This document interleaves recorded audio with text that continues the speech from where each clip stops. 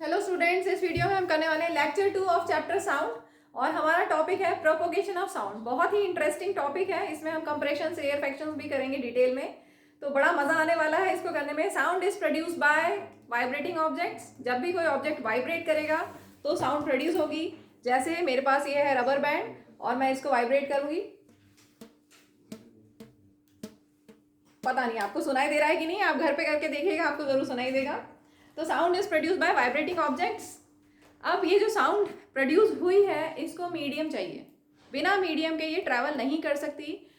इसको या फिर सॉलिड या लिक्विड या गैस चाहिए। अभी मेरे सामने स्टूडेंट्स बैठे हैं, उनको सुनाई दे रहा है, मैं बोल रही हूँ, उनको सुनाई दे रहा है क्योंकि यहाँ पर है एयर मीडियम।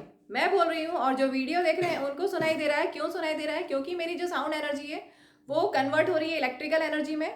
ठीक है, मोबाइल में कैमरा है उसके थ्रू, और फिर वहाँ से वो इलेक्ट्रिकल सिग्नल्स कन्वर्ट हो किसमें, रेडियो वेव्स में, इलेक्ट्रोमैग्नेटिक एनर्जी में कन्वर्ट हो रहे हैं और फिर वो आपके लैपटॉप या मोबाइल तक पहुंच रहा है। ठीक है, इलेक्ट्रोमैग्नेटिक एनर्जी में कन्वर्ट होके वो आप तक पहुंच रहा है।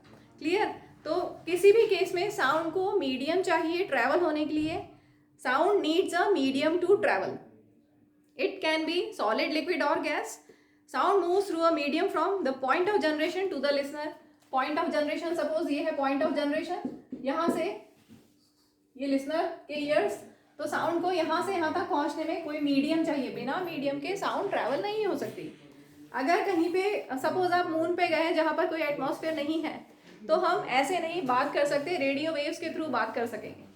ठीक है, क्योंकि रेडियो वेव्स को कोई मीडियम नहीं चाहिए होता, साउंड को मीडियम चाहिए ट्रैवल होने के लिए। तो यहाँ पर दिया है क्वेश्चन एक है, how does a sound produce by vibrating object in a medium reach your year. Suppose ये एक सोर्स ऑफ साउंड है या वाइब्रेटिंग ऑब्जेक्ट है। Vibrating object mean source of sound, और यहाँ से आपके ईयर तक साउंड पहुंचनी है तो कैसे जाएगी, यहाँ से यहाँ तक कैसे जाएगी, उसको हम डिटेल में समझ रहे हैं। आपकी टेक्स्ट बुक से ही बता रही हूँ। व्हेन एन ऑब्जेक्ट वाइब्रेट्स, जैसे अभी दिखाया था आपको रबर बैंड में वाइब्रेशन हुआ। When an object vibrates it sets the particles of the medium around it vibrating. इसके आसपास के पार्टिकल्स वाइब्रेट होने लगेंगे। सपोज इसके जस्ट नियर बाय पार्टिकल्स ये हैं। ठीक है, बहुत सारे हैं, जस्ट मैंने एक थोड़े से बना दिए। ये इसके नियर बाय पार्टिकल्स हैं, एयर में पार्टिकल्स हैं। ठीक है, एयर मॉलिक्यूल्स हैं। पार्टिकल्स क्या होंगे? पार्टिकल्स ट्रैवल नहीं होंगे, सिर्फ पार्टिकल्स वाइब्रेट करेंगे। The particles do not travel all the way from the vibrating object to the ear. ऐसा नहीं है कि मैंने कुछ बोला और ये वाला पार्टिकल यहाँ से ट्रैवल होता होता यहाँ तक जाएगा, आपके कान तक जाएगा, ऐसा नहीं है।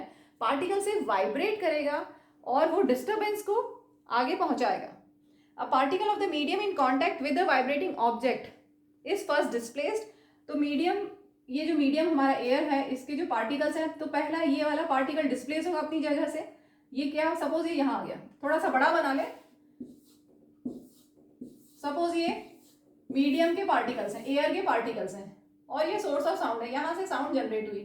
ठीक है, तो यहाँ से जब साउंड जनरेट हुई तो ये इस पार्टिकल को डिस्प्लेस करेगी, इस पार्टिकल को धक्का देगी।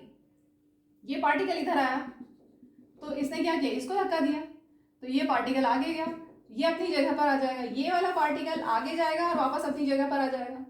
फिर ये जो नेक्स्ट पार्टिकल था, ये आगे वाले पार्टिकल को धक्का देगा और खुद अपनी जगह आ जाएगा। फिर ये वाला पार्टिकल इसको धक्का देगा और अपनी जगह आ जाएगा।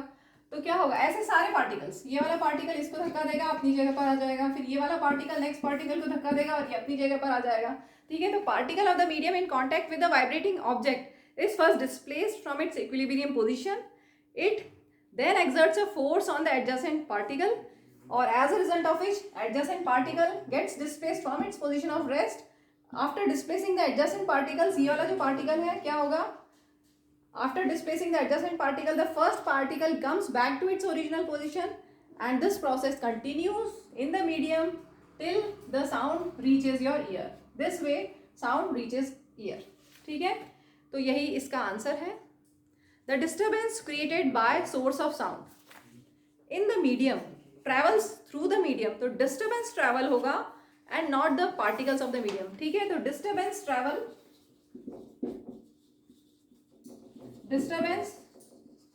Travels through the medium.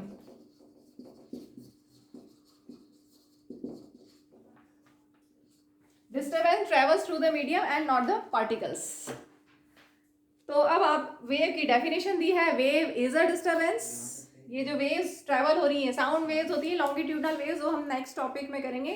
तो ये जो लॉन्गिट्यूडनल वेव्स हैं, ये वेव्स क्या है, disturbance that moves through the medium when the particles of the medium set neighbouring particles into motion. तो नेबरिंग पार्टिकल्स को मोशन में लेके आएगा, ठीक है। डिस्टर्बेंस है वो, it will move through the medium, disturbance will move through the medium और particles of the medium set near neighboring particles into motion. They in turn produce similar motion in others. ठीक है, अभी just समझाया। ये displace होगा, आगे वाले को पुश करेगा, अपनी जगह पर आ जाएगा, फिर ये आगे जाएगा, आगे वाले को डिस्प्लेस करेगा, ये अपनी ओरिजिनल पोजीशन पे आ जाएगा। तो particles of the medium do not move forward themselves. Particles will not move forward, but the disturbance is carried forward. So disturbance travels through the medium. Disturbance is carried forward, not the particles of the medium. Particles सिर्फ अपनी जगह पर vibrate होंगे, ठीक है, vibrate होंगे और they will set the nearby neighboring particles in motion. वो मोशन में आया, आगे वाले को डिस्प्लेस किया, अपनी जगह पर आ गया, and this process will continue. Sound waves are characterised by motion of particles in the medium. Motion कैसा, सिर्फ टू एंड फ्रो मोशन, इसलिए they are known as mechanical waves. जो साउंड वेव्स हैं they are known as mechanical waves. क्यों, question बनता है, why sound waves are known as mechanical waves? Because they are characterized by motion of the particles in the medium. सिर्फ वो vibrate होंगे। Sound waves क्यों है mechanical waves? Mechanical मतलब क्या होता है, काइनेटिक एनर्जी और पोटेंशियल एनर्जी दोनों होना चाहिए, ठीक है। तो sound waves are characterised by motion of particles, इसलिए they are known as mechanical waves. इसके बाद हम करते हैं कंप्रेशन और रेयरफैक्शन। चलिए अब हम करते हैं डिटेल में कंप्रेशन और रेयरफैक्शन को। तो कंप्रेशन, पहले डेफिनेशन देख लीजिए। Compression is that part of a longitudinal wave, जैसे हमारा अभी साउंड वेव हमने लिया है, that part in which particles of the medium are closer to one another. Particles of the medium बहुत पास होंगे and there is momentary reduction in volume of the medium, ठीक है। और रेयरफैक्शन जस्ट इसका opposite. Rarefaction is that part of longitudinal wave in which particles of the medium are, closure की जगह कर देंगे farther apart, particles of the medium are farther apart and there is momentary increase in volume of the medium, वो होगा reason of rarefaction, ठीक है। तो हम एग्जांपल से समझते हैं। अभी आपको ये समझ में आ गया कि sound needs a medium to travel, या सॉलिड या लिक्विड या गैस, सब कुछ ना कुछ उसको मीडियम चाहिए, बिना मीडियम के साउंड ट्रेवल नहीं हो सकती। उसको हम नेक्स्ट लेक्चर में प्रूव करेंगे, बेल जार लेके, एक इलेक्ट्रिक बेल लेके, ठीक है। तो अभी देखिए, ट्यूनिंग फोक को हमने रबर बैट से हिट किया। हमारे पास एक ट्यूनिंग फोक है, ये सपोज ट्यूनिंग फोक स्टील का होता है। स्टील बहुत इलास्टिक होता है, स्टील की इलास्टिसिटी बहुत ज़्यादा है, तो इलास्टिक मेटल लिया जाता है, यूजुअली स्टील, ठीक है। रबर पैड 3D में इमेजिन कर लो, एक क्यूबॉइड शेप का, और हम ट्यूनिंग फोक को रबर पैड से हिट करेंगे। When tuning fork is hitted with this rubber pad, तो क्या होगा, इस ट्यूनिंग फोक में वाइब्रेशंस आएंगे, और इन वाइब्रेशन से क्या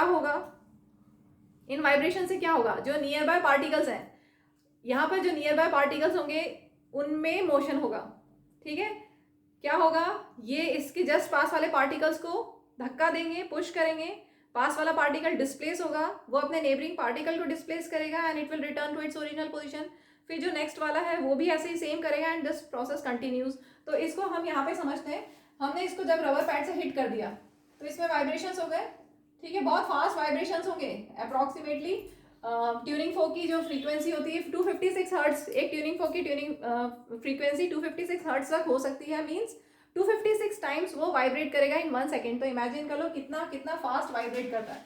तो अगर ये वाइब्रेटिंग ट्यूनिंग फोक हमने लिया है, तो क्या होगा, इसके आसपास के जो मॉलिक्यूल्स हैं, एयर मॉलिक्यूल्स हैं, उनमें डिस्टर्बेंस क्रिएट होगा, पास के एयर मॉलिक्यूल्स में डिस्टर्बेंस क्रिएट हो गई, ये हमने वाइब्रेट कर दिया, ठीक है। मान लो कि ये वाइब्रेटिंग ट्यूनिंग फोक है, नीचे इसका हैंडल लंबा है, यहाँ पे दिख नहीं रहा होगा, नीचे हैंडल थोड़ा लंबा है, ठीक है। तो अब यहाँ पर पार्टिकल्स हैं, इनको पास थोड़ा सा मैं बड़े बना रही हूँ पार्टिकल्स, ताकि आपको समझ में आ जाए अच्छे से। सपोज पार्टिकल्स ऐसे थे, ठीक है, और पार्टिकल्स तो बहुत सारे हैं, पार्टिकल्स तो है पूरी जगह पर, सब जगह पर एयर के पार्टिकल्स हैं, मॉलिक्यूल्स हैं। तो अब क्या होगा, जैसे ही यहाँ पे वाइब्रेशन हुआ तो ये वाले पार्टिकल्स जो जस्ट इसके बहुत क्लोज थे वो यहाँ से कहाँ चले जाएंगे, खिसक जाएंगे थोड़े, वो इधर आ गए, ठीक है। उन्होंने क्या किया, इनको डिस्प्लेस कर दिया, इनको डिस्प्लेस किया।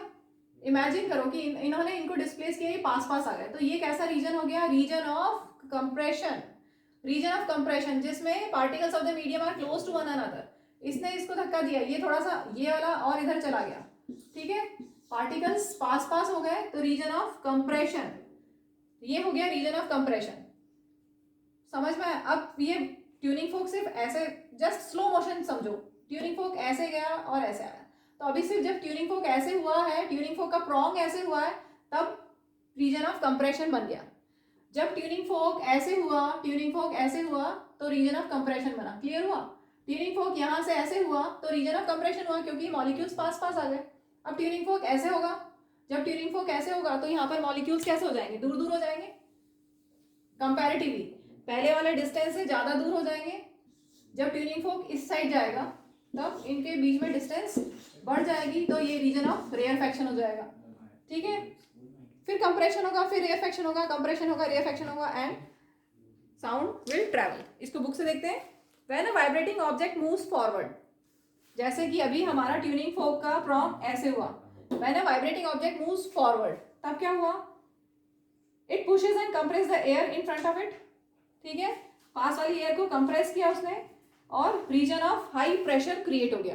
तो compression is region of high pressure, ऐसा भी आप बोल सकते हो। Compression is region of high pressure and high density, region of high pressure and high density. High density क्यों? क्योंकि जब कंप्रेशन था तो मॉलिक्यूल्स पास पास आ गए थे, कंप्रेशन में मॉलिक्यूल्स पास पास आ गए थे, ठीक है। तो हाई प्रेशर और यहाँ पर डेंसिटी ज्यादा, पास में आ गए ना सर, तो डेंस हो गया, ये डेंस हो गया, इसलिए high region, high pressure, region of high pressure and high density. This compression starts to move away from the vibrating object, ये कंप्रेशन आगे, ठीक है, आगे वालों को क्या होगा, यहाँ पे मॉलिक्यूल्स पास पास आ गए तो आगे वाले मॉलिक्यूल्स दूर हो गए, तो क्या हुआ, यही this compression start to move away from the vibrating object. और जब वाइब्रेटिंग ऑब्जेक्ट मूव्स वापस बैकवर्ड, वही वाइब्रेटिंग ऑब्जेक्ट जो आगे गया है वो वापस आएगा, क्योंकि तो टू एंड फ्रो मोशन है। हमने पढ़ा था कि पार्टिकल्स खुद मूव नहीं होते, दे ओनली वाइब्रेट। पार्टिकल ऐसा नहीं कि यहाँ से ट्रेवल हो गया वहां तक चला गया, पार्टिकल सिर्फ अपनी जगह पर ही वाइब्रेट होगा। तो when the vibrating object moves backward, it creates a region of low pressure.